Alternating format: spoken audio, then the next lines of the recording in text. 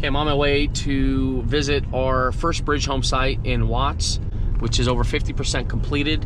And the reason why we need a bridge home is to move these souls off the street into the bridge home, and also to enforce and clean up these sites.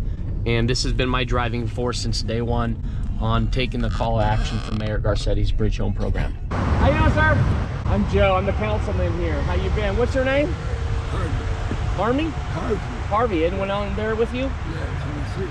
You sleeping? Who's that? Lady sleeping. Is that your lady friend? Yeah. So are you aware of the emergency housing down the street that's being built right now for you and your lady friend? Yeah, I'm aware. You're aware of it? Fantastic. And you'll have a shower, you have food, you got laundry services, everything you need. Taylor, all right, I'm the councilman. The reason why I'm doing this so you guys have a place to go off the sidewalks and you're, okay? I'm coming around. You have a dog in there? No. All right, I'm coming around, man.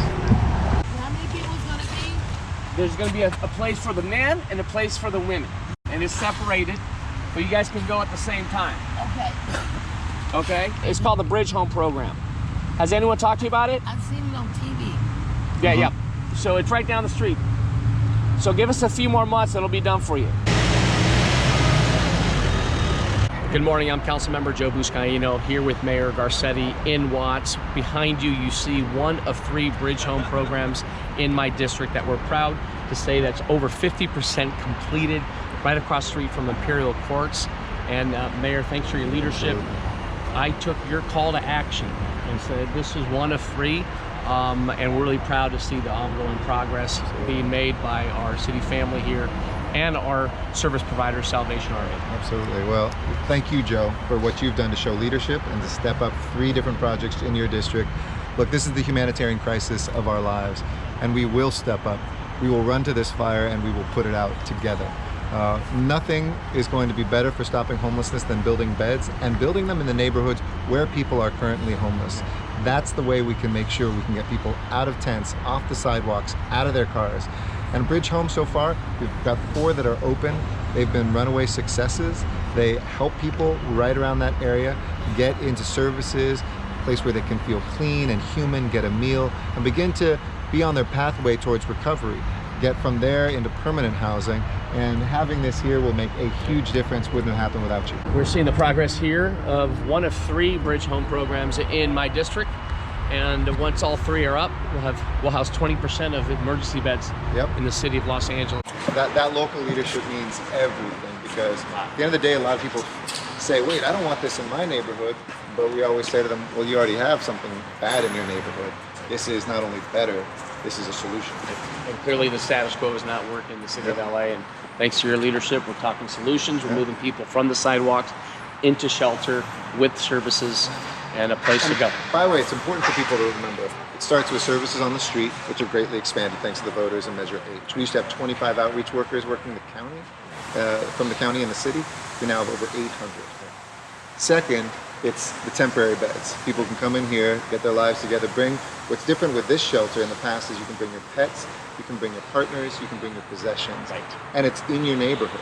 In the old days, people would say, oh, I've got a bed in South LA, but I'm in the Valley, I don't want to go there, or vice versa. This is going to serve people right here in this neighborhood. And then the third piece, of course, is permanent housing solutions. For those in the greatest need, building permanent supportive housing. But for a lot of people, they can get back on their feet just with some services, maybe a housing voucher, some recommendations, a job, which I know we'll talk about as well. Absolutely. Workforce development is going to be on site as well, thanks to our housing authority. But who's this guy over here? Gary Lee Moore, ladies and gentlemen. One of the longest engineer. serving city engineers in our history. He's taken on, with his team, this challenge of how do you get structures built quickly in challenging spaces to do what is the most urgent thing, housing people. So Gary, tell us a little bit about what the Bridge Home building here is, how it's getting built, and what it's going to do. Welcome to a 60 by 120 membrane. You put the challenge to deliver this as soon as possible, as fast as possible, and we enjoy that challenge. So the other thing that's going to be here, 5 offices here, and these offices are key to providing the mental health, hopefully with jobs, and then of course, as you said, finding the permanent supportive housing. So why did you step up and decide to do 3 of these in your district? So, Mayor, first is to embrace your initiative in solving homelessness in our city. Secondly, you have incentivized council members to move forward on these bridge home programs with more cleanups and more enforcement. And for me, my driving force is twofold. One is to ensure that these souls get off the sidewalks and into shelter. And secondly is to ensure that we enforce 5611 and the fact that we could also add more cleanups in and around the bridge home sites, because our constituents have demanded we take action because of the ongoing encampments and cleanups that they've been demanding. And for us, a lot of people ask, why can't you just do that? But without a bed, not only is it inhumane, it doesn't work. To push it from one of your neighborhoods to another one of your neighborhoods to another one of your neighborhoods doesn't solve anything. So Absolutely. The idea is to solve it, and then you can, in good conscience, go to someone and say, there's a bed available for you right now. You can't be here on the sidewalk, but we have a place for you to go. we eliminate excuses. And I've seen that as a police officer, even more so as a council member, that they have excuses. I don't have a place to go. I can't bring my pet. I can't bring my spouse. I can't bring my boyfriend or girlfriend. I need services. I need an ID. Yep. No more excuses. You have a place to go with all those services here. And also we free up our sidewalks, because we need to remind ourselves that these sidewalks are for the public and they're for everyone. So who's going to be doing the services here? Salvation Army. Major Osei Stewart from Salvation Army, who's going to be providing the services for the homeless individuals who are becoming in. You know, we have a motto that we go by, which is called soup, soap, and salvation. The soup is to feed them, give them something nice and warm and hot to eat, to fill their stomach, give them the sustenance they need. Soap, clean them up, give them some dignity and opportunity to think right and to make the right decision. And salvation, that is exactly what this is, a place of safety, a place where their needs are met, whether it be recovery services or mental health services or other health services. The Salvation Army wants to be a part of that, and we have our team, case workers, who will be addressing that and determining what those specific needs are, but also determining how best we can partner with the community, with the mayor, in order to address these issues. As we know, the Bridge Home is a temporary housing, and it provides a pipeline to permanent housing. What's the timeline in getting these folks from the emergency shelter to permanent housing? Yeah, ideally it would be about 90 days, but I think we want to make sure that people are ready. You know, we don't want to push people out. We want to make sure that they're ready. 90 days will give us an opportunity to meet to determine what those specific needs are and really to address them. That timeline depends a lot on the supply of housing. So if you're a landlord, we can get you a wonderful tenant, guarantee your rent gets delivered on time. They might have a voucher to make sure you don't ever even have to hit them up, but once you register, that money comes to you automatically. But right now we're finding that people can be ready in 3 months. Sometimes they're waiting 6 or 9 months because we don't have enough apartments. So we're building a bunch, but if you're a landlord or know somebody who is, you can help be part of the solution and take somebody great who needs to get back on their feet, a veteran, a family, a woman, a couple that are getting their lives back together, and help us solve homelessness by giving them a place. On this site, there will be 100 people that will be able to be housed. But obviously, part of it is providing areas for them. Going to be 4 washers and dryers here. There'll be 7 showers, 7 toilets, Place for their restrooms, dogs. and a place for their dogs.